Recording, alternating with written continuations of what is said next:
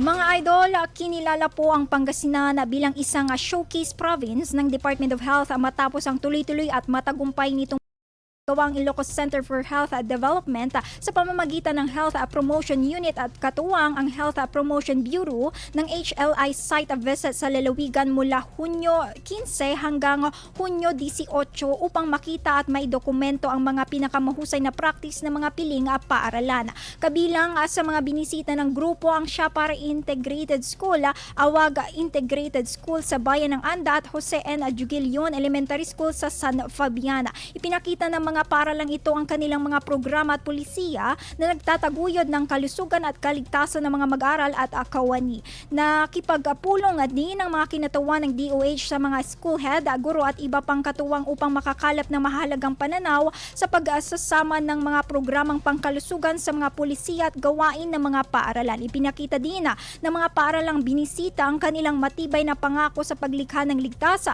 suportado at health promoting na kapaligiran sa pag-aaral na siyang huwaran para sa pagpapatupad ng Healthy Learning Institution program sa rehiyon.